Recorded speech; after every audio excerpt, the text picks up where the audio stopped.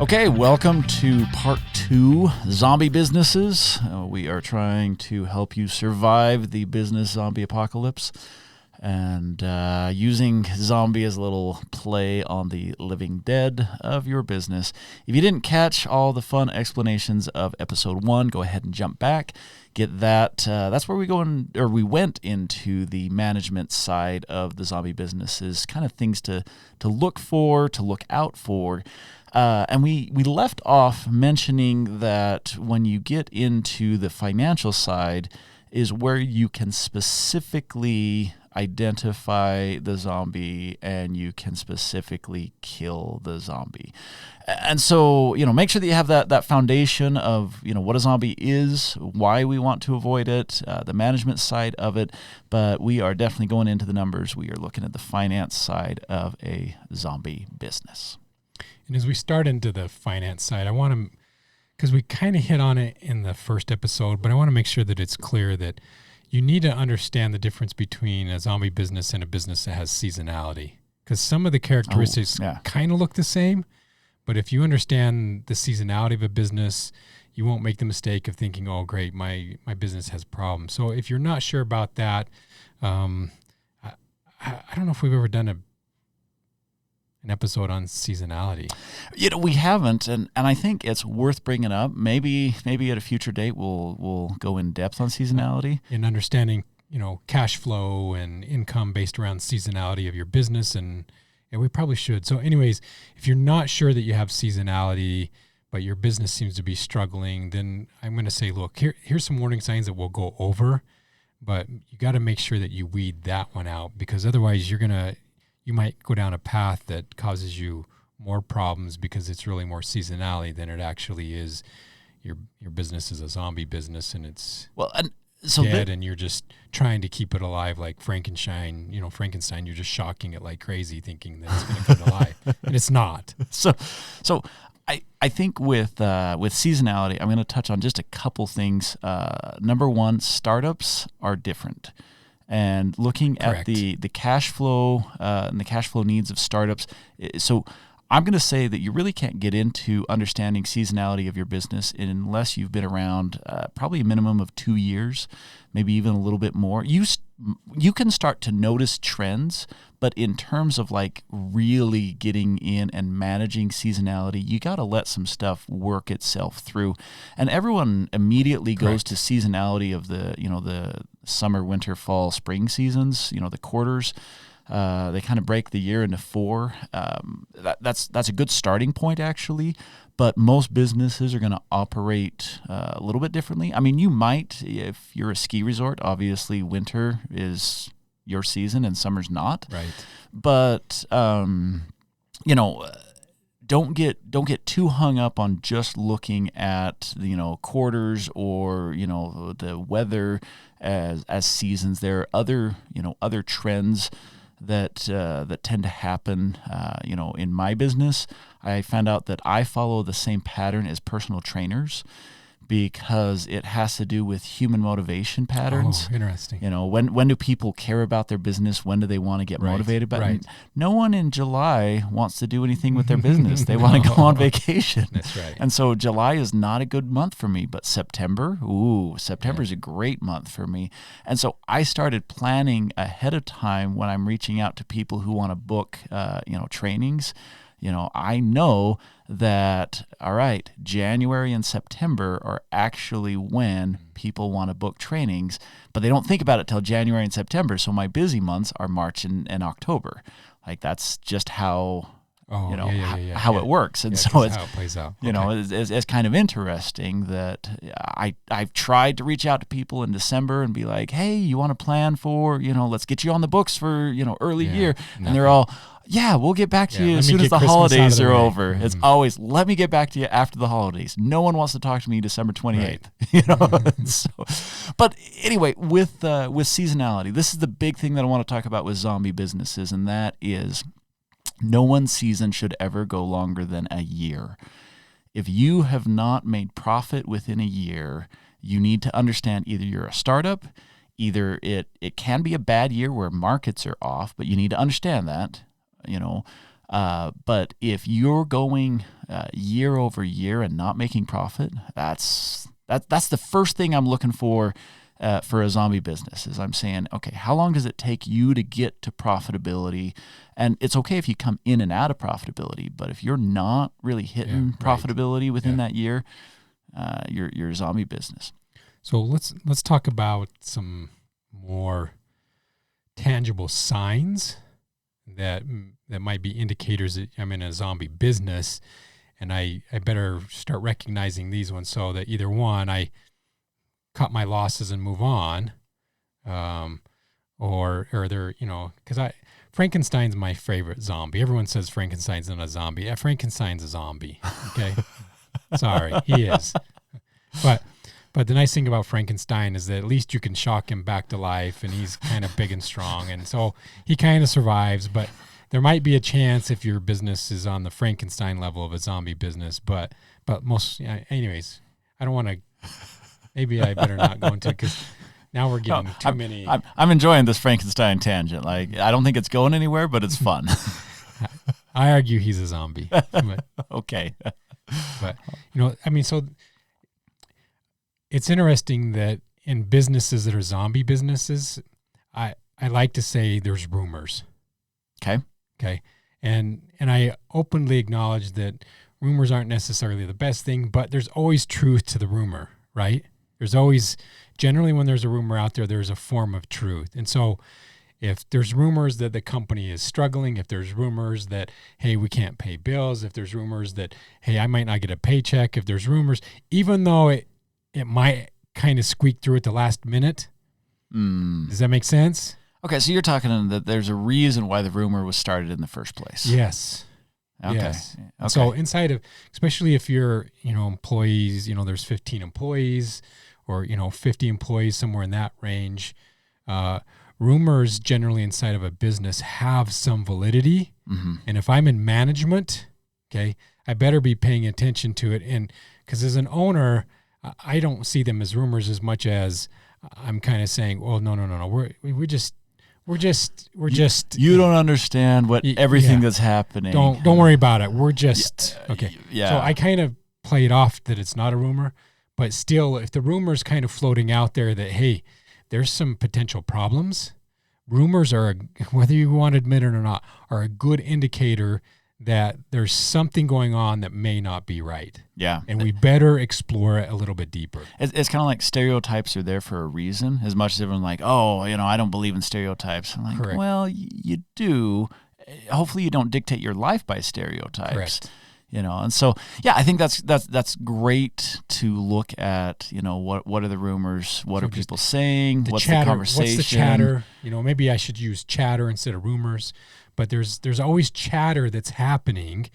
As an owner, are we listening to the chatter, and are we smart enough to recognize, does the chatter have validity? So I find that a lot of business cultures are that people will say what they feel, and then the boss will walk into the room and they'll say something totally different. Oh, yes. So yes. How do you get to the chatter? You're the boss. You want to know what's going on. You know that stuff is being said, but no one will say it to you, so you don't know what the chatter is. How do you get to that? Well, I'd say listen to episode 1 of this. That's great where advice. where we talk about management. Yeah. Does that make sense? Because there's a key indicator that if there's no trust between ownership / management and employees in the front line, that's an indicator. Does it make sense? Yeah. Right? And we talk more in detail about that. So that's a key indicator that potentially I have some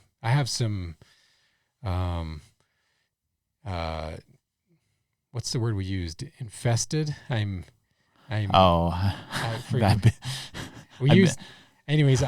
infected. Infected, yeah. Yeah, I'm infected with something that I need to address. Yeah. Okay, that disease is creeping in, that financial disease or business zombie diseases. I'm infected. Mm-hmm. So if I am affected, then I need to make sure that I'm not just ignoring it, that I really am. That's the thing about rumors that I love, is that too often we try to say that, oh, I'm bigger and better than rumors and I'm not going to spread the rumors. No. yeah, but rumors, there's some chatter. There's always truth to the rumor. Mm-hmm. So don't ignore it, but don't be extreme about it, but at least explore it. So I think that's a good segue into, we kind of ended episode 1 saying that there are some tangibles that we can do. And, you just said, if there's a rumor, if there's chatter, don't ignore it. I want to segue into, what do you do? Okay. Right. So you are infected, or you suspect that you might be on the verge of being a zombie business, or you want to just safeguard yourself against becoming a zombie business. So, let's give some examples. So rumors are that we're not getting supplies from our suppliers because we haven't paid them. Okay. Right? That's a rumor. Yeah. Okay. That's the chatter on the floor. And if I'm in management, I know the truth of that or not. Right. Okay. But that's a rumor floating out there. Or there's chatter that, hey, you know what?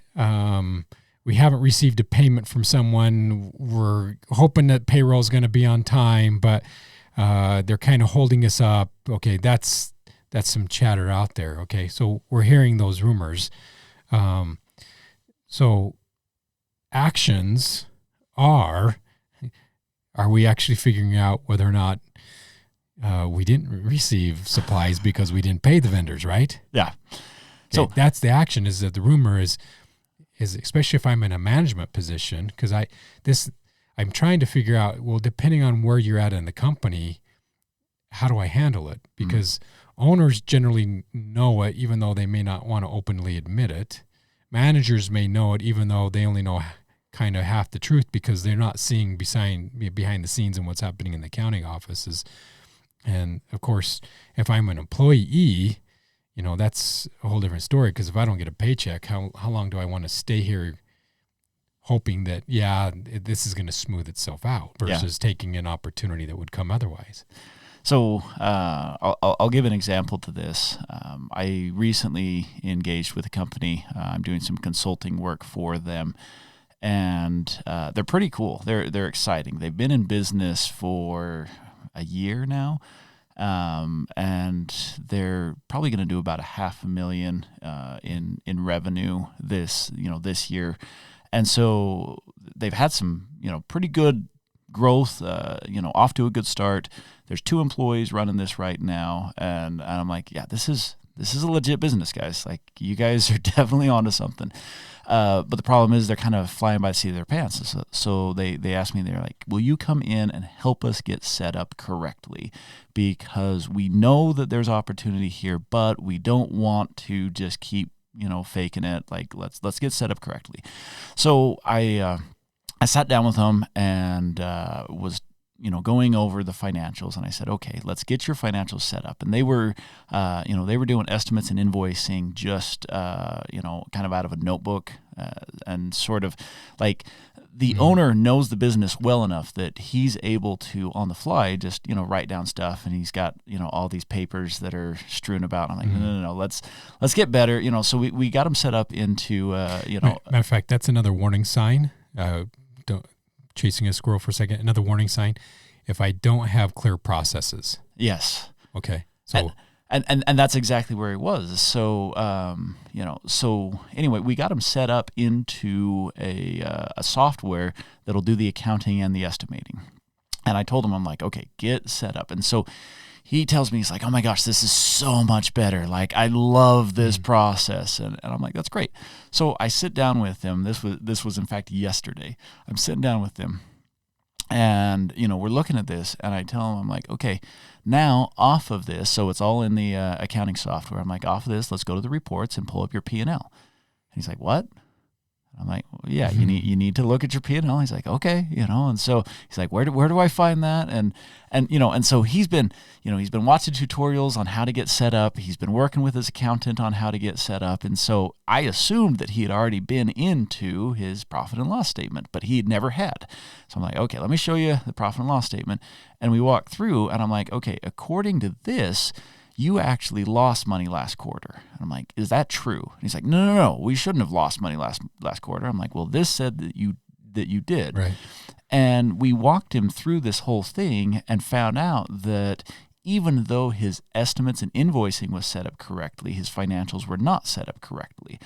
And so he's like, oh my gosh, I need to go redo all that. I'm like, yeah, you do need to redo all this, because the story that it's telling you is that, is that you're broken. And so, you're talking about rumors, and you're kind of putting in this perspective. I picture, everyone around the water cooler saying, do you believe what Larry said? Or, whatever. But in this instance, like, it's still the same concept is, the owner had in his mind, oh, hey, we had a great quarter, but the report was showing something totally different. Right. And I'm like, yeah, you've got you've got a rumor, it's coming from a software program, but Right. but Right. you've got a rumor that is saying, yeah, you're There's a not problem. profitable. Yeah, there's a problem.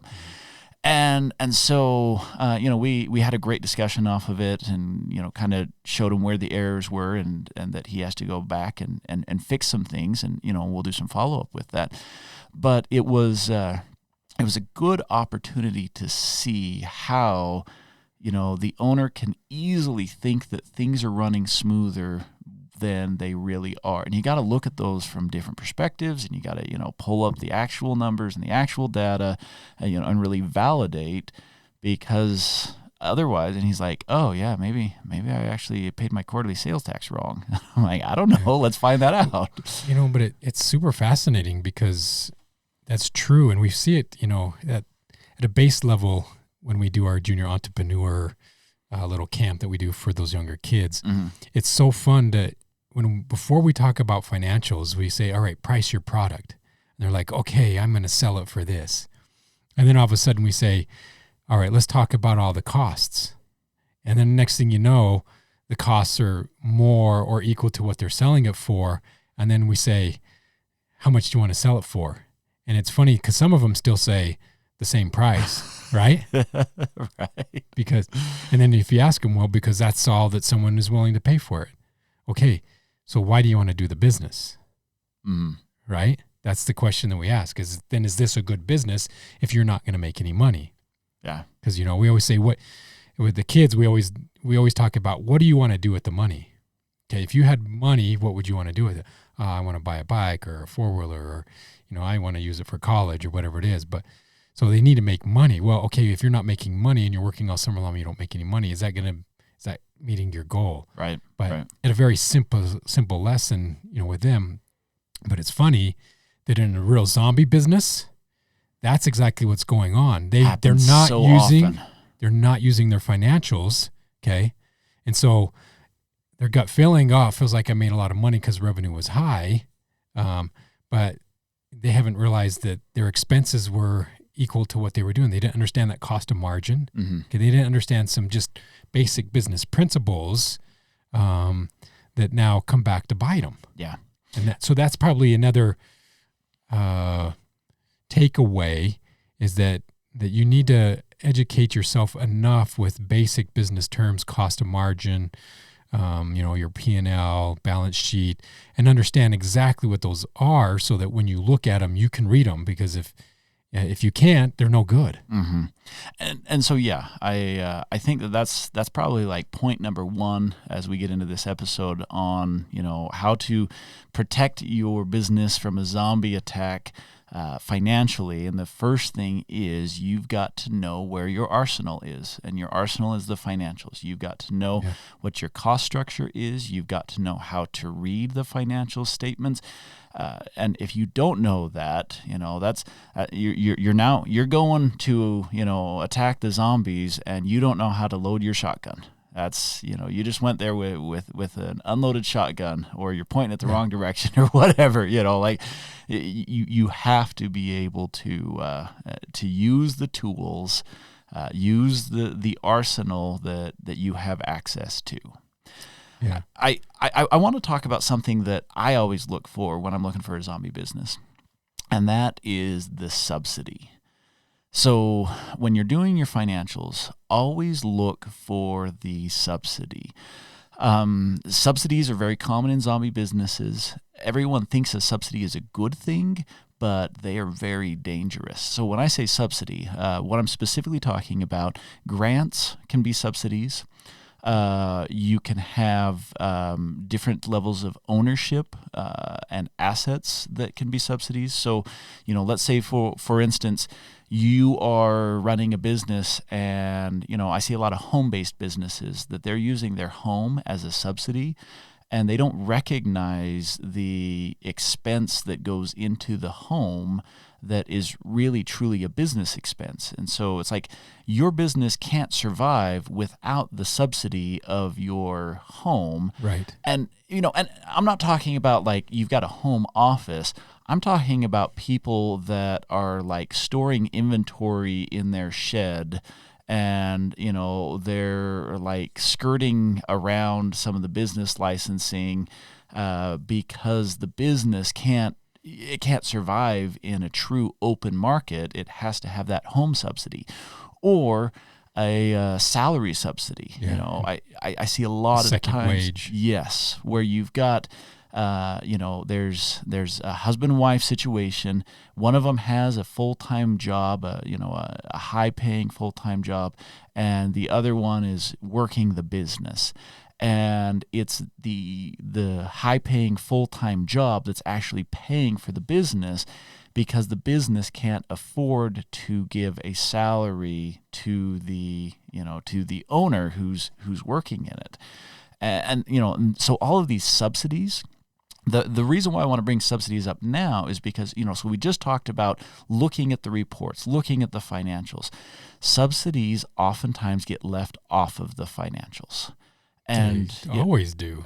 Well, no, that's right. Not always, because grants or subsidies, cash from that's true, 'cause owners can be put on the balance sheet, equity, and and so I'll tell you, a huge infusion of cash will hide bad management. If you've got really bad management and you get a lot of cash, it will hide it. It camouflages bad management better than anything. So if you're nervous about whether you've got good management or bad management happening in your company, if you strip down the artificial cash, this is cash that's coming from grant money, or this is cash that's coming from owner investment that is typically like relatives.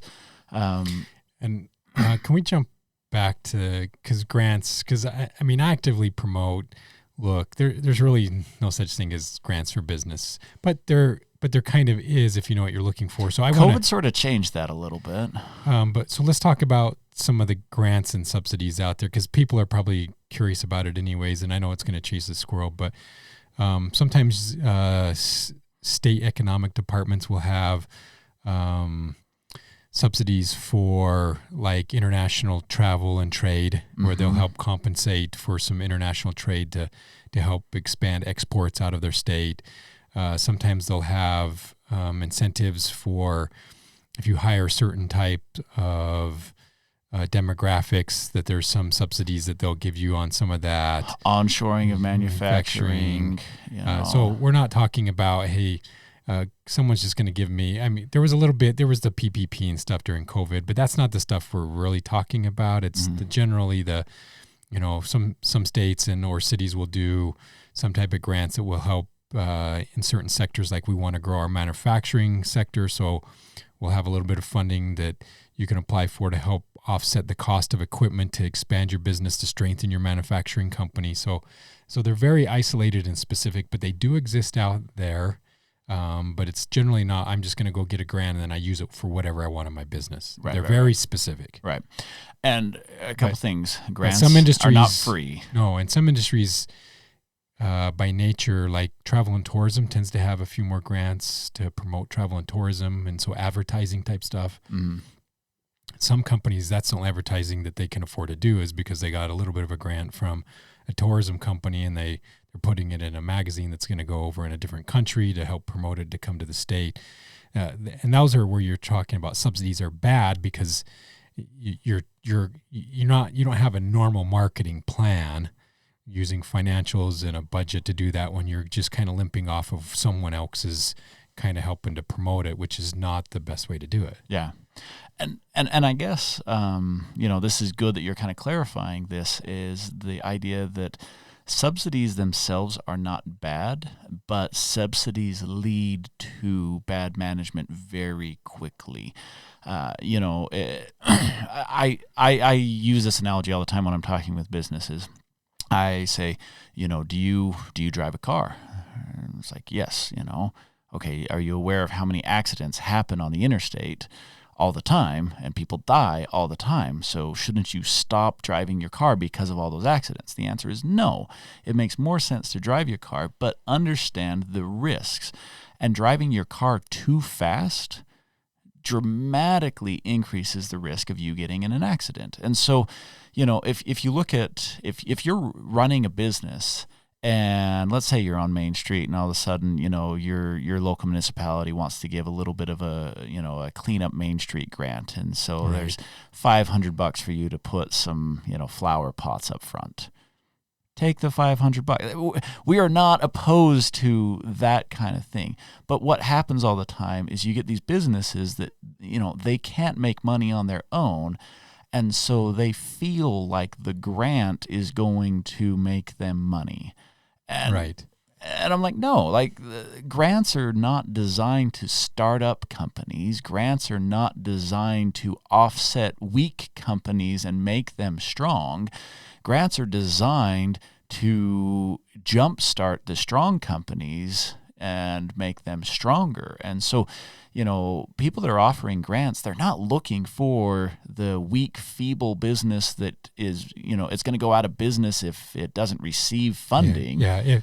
Basically, here's a good way to say, if you're a zombie business, you likely will never qualify for a grant because your financials and other things. So if you've had opportunities and they're not funding you, that's probably a huge red flag. You're a zombie business. Yeah, I think that's great. And so that's kind of the grant side. But let's talk about some of these other subsidies, right? If I am receiving income, no, I'm not receiving income. If my spouse is working and it is paying our bills, and me as an owner, I'm okay with this, that's a mistake. I should calculate what my compensation should be. And if I am not profitable as a business, if I had to pay myself, I'm a zombie business. Especially if you're in your past year or two. Yeah. You really need to step back and reconsider. Mm-hmm. Absolutely. And so, I'm looking at that and I'm saying, okay, you've got a short window where you can be subsidized. Right. And, and that short window, I'm going to say max is 2 years, preferably is within 1 year, So if you've got a plan within 1 year, you're like, I'm not going to take a salary the first year, but I am going to take a salary the second year. That's a plan. It's reasonable, But yeah, if you're still not pulling money into it and you've gone 3-4 years, sorry, you're a zombie. You're the living dead. So I'm always looking for the subsidy. That's kind of moral of the story on that one. Okay. Another one I like to counsel businesses on as we're looking at it is how are you paying for your expenses? Okay.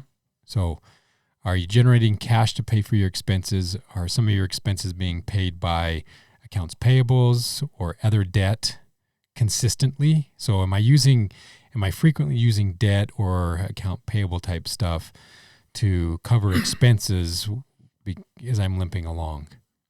And I think, so this one's a little bit more complicated to know if you're doing it right or if you're doing it wrong, because you want to take advantage of vendor credit. Correct. But am I paying off the vendor credit when the invoice comes? Yeah. Or am I continuing to hold a balance? Because a lot of companies will run debt through credit cards. I mean, it's just a common way of doing business now. But am I paying them off every month or am I carrying a balance? So I'm just thinking here. If you're carrying a balance too long, that's a scary sign for me because you're not generating enough cash to pay it all off. So you're not incurring high interest rates. So we're big advocates of financial ratios. I've never explored a ratio of accounts receivables to accounts payables. Oh, interesting.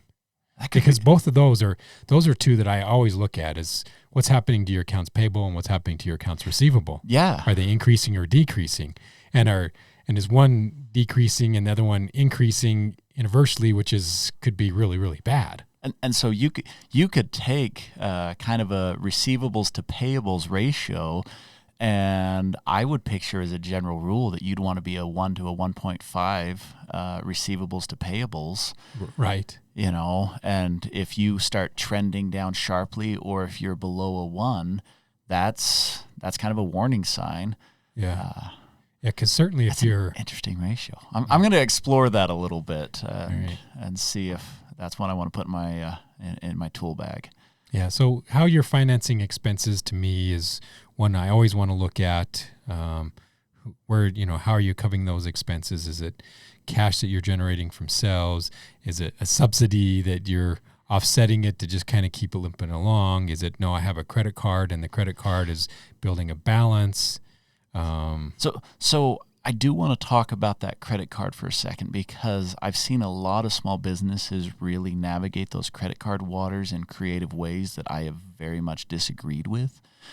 So, for example, I was... Cash advances from one card to the next to pay it off? No. Even more creative than that. Okay, so this guy, I got to hear this. Yeah, I was working with a company once who refinanced their house, and they rolled all of their credit card debt into the refinance. And they thought that was a fabulous thing to do, because they're like, and this was this was several years back. So this is when interest rates were just dropping. So probably picture, like the 5% range. So I have so many questions around this one already. So I told you it was creative, right? Not in a good way creative. And so they were floating at, I don't remember, but it was probably somewhere between an 8 to 12% on a credit card, and they saw that they could get 5% on a mortgage, and they're just like, oh, and so they refinanced their house. They subsidized their business because they had enough equity in their house. Okay. And they took the equity from their house and they paid off all of their business credit cards, and they thought that they were on ground zero in a good position. And I went to them and I said, okay, there are so many mistakes here, because number one, you violated the rule of you always want to line up your business debt. Long-term debt goes with long-term assets. Short-term debt Correct. goes with short-term assets. And so the problem with putting credit card, they were using credit card to just do the monthly, they're paying the monthly off with the credit card. Well, now they rolled that into a 30-year mortgage.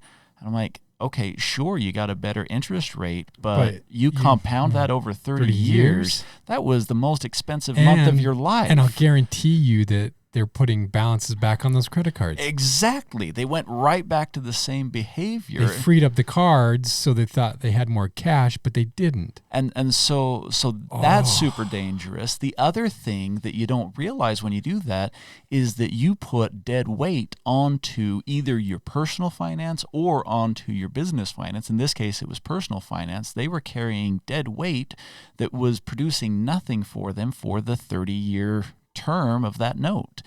And so, that was bad. The other thing is the subsidy hid bad management, right? Because they didn't know how to manage their monthly correctly. And what would happen is it took them a while to get that credit card balance built up, because there's ebb and flow with credit cards. You put something on, you pay it off. Some expenses are big, some are small, and there's a ton of ebb and flow. And so it wasn't immediately that they're going to rack up that new credit card bill. And so over time, it's going to go back in. They're never fixing the management issues of why they're racking up credit card in the first place. And so, like we've already stated, they're going to get back into the same situation, but it will take long enough that they'll forget how they got out of that situation, and then they'll just put mistakes upon mistakes. And when you said that, it reminded me, and I printed it off. I was in a training the other day, and they had a very interesting slide that so often when we run into a challenge, there's more effective ways to deal with the challenge. And so generally when we see a hazard, the first thing that we do is we try to create or protect from the hazard. Okay. That's the first thing we do, is we try to protect from the hazard, and that works and kind of helps. But the more effective way is actually to change behavior. Mm-hmm. Okay, let's change the behavior so that we don't. Yeah, so let's use a outlet on, a little kid, The electrical outlet yeah. for the house that you put the little safety plug in. Yeah. So the electric, the outlet by itself is a problem, but now we've made it so that it's really fairly narrow. And so we try to protect from the hazard, but still it can be there, right? Mm-hmm. But if we change the behavior, we tell our kids, look, don't stick anything in it. Don't stick that fork in there. That's what we really want, Right. But when you get it even farther, we're trying to, if you want to be more effective, we want to isolate the hazard, right? Okay. We want to isolate it so that there's a less likely chance that it's going to happen. So then we start to stick in, little plastic things in there that as parents we do to avoid it. And that's okay. And it works and it's better.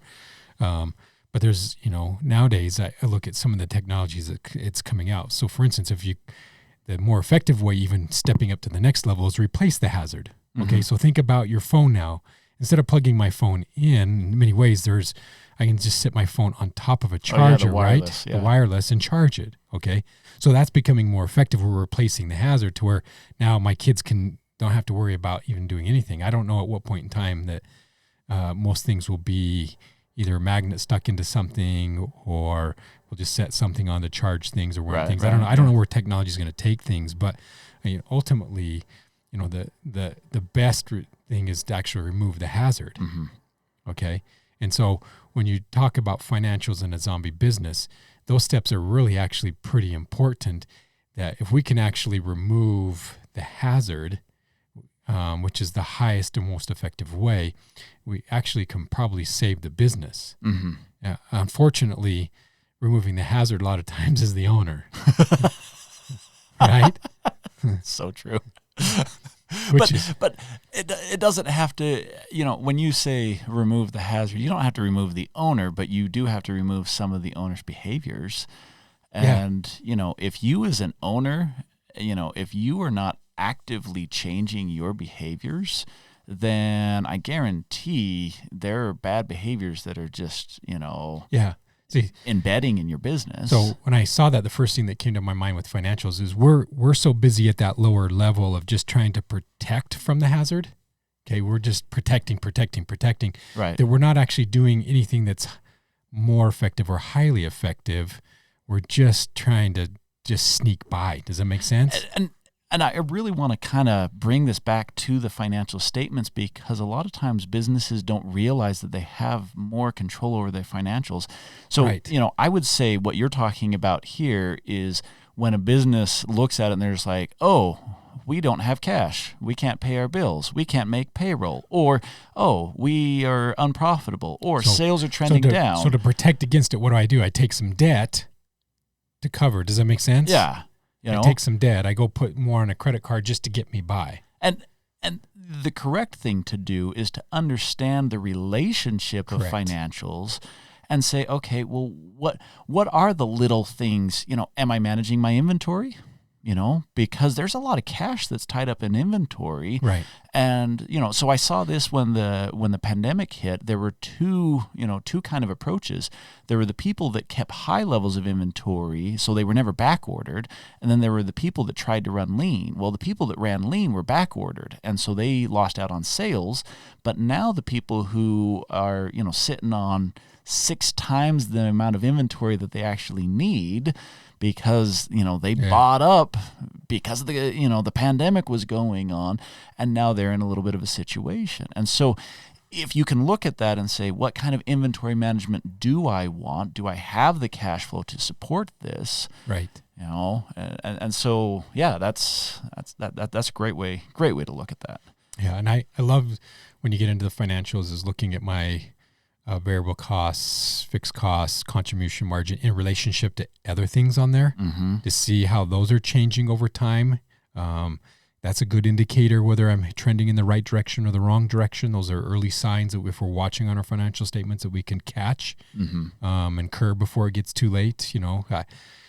Nowadays, the big question is interest rates are climbing and everyone thinks, well, it's affecting other things. Well, some people are just smart enough to say, well, you know what?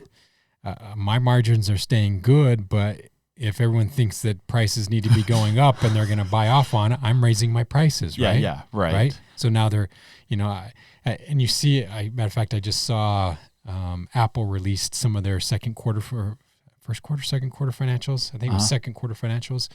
They had something like $94 billion in sales, and they made like $24 billion in revenue or in profit.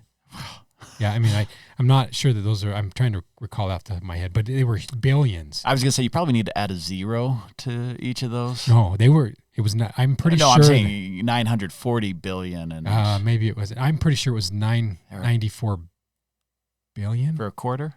Yeah. Okay, that could be a quarterly. Yeah, but huge numbers. But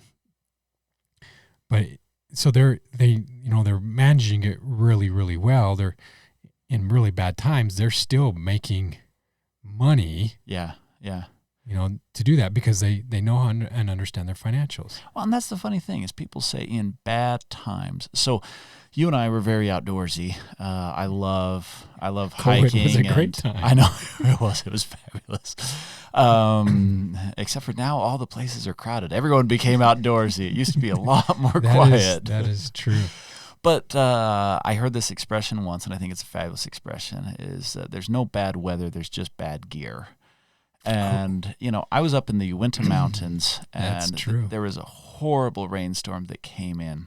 And I just put on my rain gear, and I went and sat on the edge of the lake and watched this storm come in. That'd have been amazing. It was amazing. And yet you were still dry? Yeah. I was perfectly comfortable. And I sat in this thing and just watched this storm move over this lake.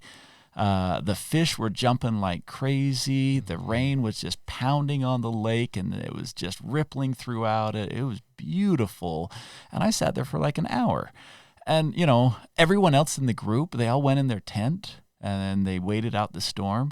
And then when the storm passed, because in the Uintas, man, storms move quickly, right? And so when the storm passed and the sun came out and everyone crawled out and there's like, oh, well, our afternoon was wasted. I'm like, you kidding me? That was amazing. And you guys just went and crammed in these small little tents and, and just kind of waited it out. And I'm like, in business, look at it the same way as your financials. I talked about it being your arsenal. Well, I'm now going to say it's your gear. Like if you have the right gear, you can go out in any weather and you can have a great time. Snow skiing and snowboarding is miserable if you're cold, but if you're not, it's so much fun. That's right.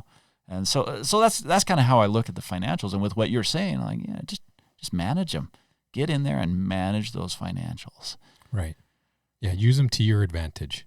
I totally agree. So I think we'll go ahead and just kind of wrap up there. There's a lot you can do with financials, and if you want to get into some of the specifics, I know we kind of hinted on a few things, financial ratios and understanding cash flow and payables. We've got several previous episodes. We actually did a series recently, a 4-part series on financials, and so if you want to catch those. Well, and a shameless plug for you, your Growth by the Numbers is an amazing one. Training. Yeah, so the Growth by the Numbers training. I'll plug it for you. I appreciate that. It really is a fabulous training. And so if you want to check that out, you can find it. It's on learndesk.us. You can check out Growth by the Numbers, or you can reach out to me, Ryan, at Marketing Management Money, to get more information on that training. But just know that the financials is the way that you can see whether or not you are a zombie and what you need to do to fix it. Like the management, you have to manage to avoid becoming a zombie, but the financials is really where you're going to find the specific issues and how to fix those specific issues. So if that's not familiar with you, get the training that you need, learn what you need to learn, and then I think we'll wrap this up with part 3 when we talk about the sales and marketing patterns of a zombie business. Sounds good. I'm looking forward to it. Okay. Catch you guys next time.